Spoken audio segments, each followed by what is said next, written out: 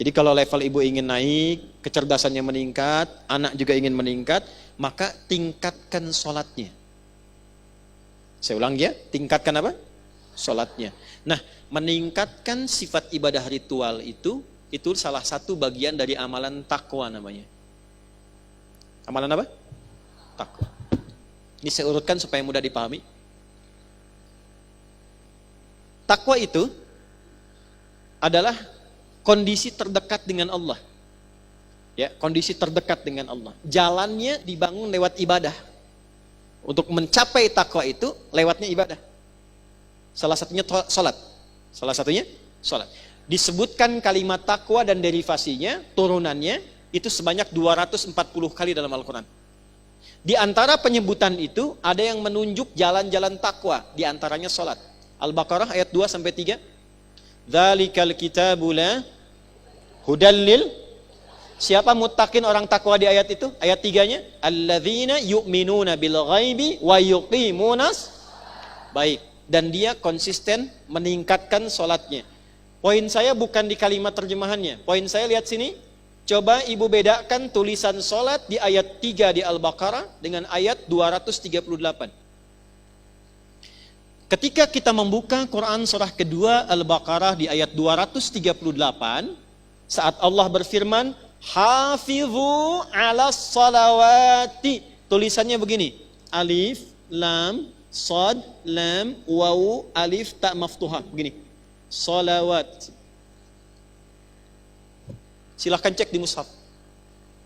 Tapi ketika Allah berfirman di Al-Baqarah ayat 3, Alladzina yu'minuna bil ghaibi wa yuqimunas shalah. Perhatikan. Tulisannya begini, lihat mushafnya terjemahan kalau tidak percaya. Alif, lam, sad, lam, waw, fathah tegak begini, tak marbutah. Silahkan cek. Apa bedanya?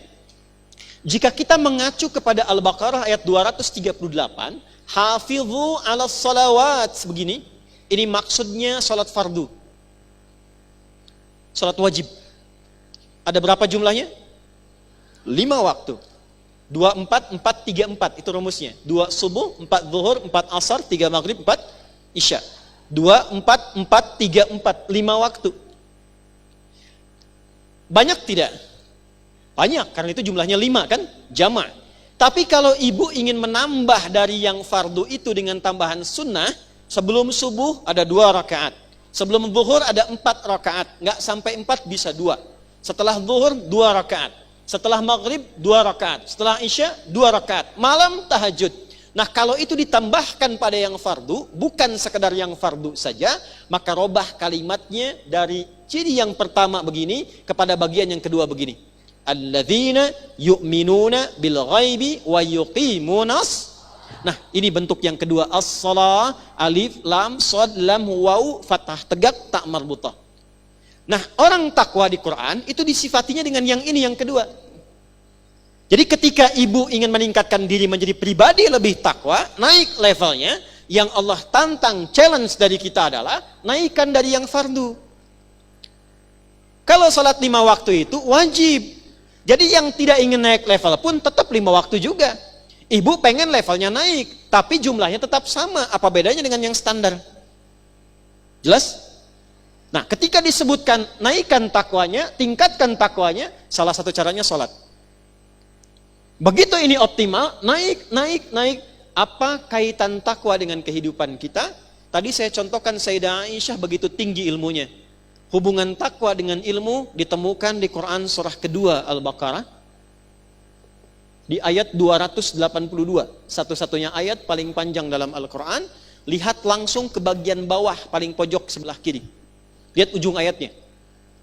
Quran surah kedua Al-Baqarah ayat 282 sebelah kiri, lihat ujung paling bawah.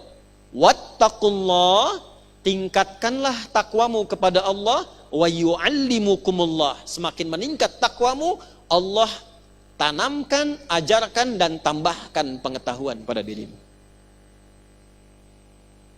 Jadi akselerasi, percepatan pengetahuan itu bukan hanya ditempuh dengan ikhtiar kita untuk menghafal dan belajar. Kalau pengen cepat dapat aksesnya, dekati pemiliknya. Yang punya ilmu siapa? Allah. Yang punya harta siapa?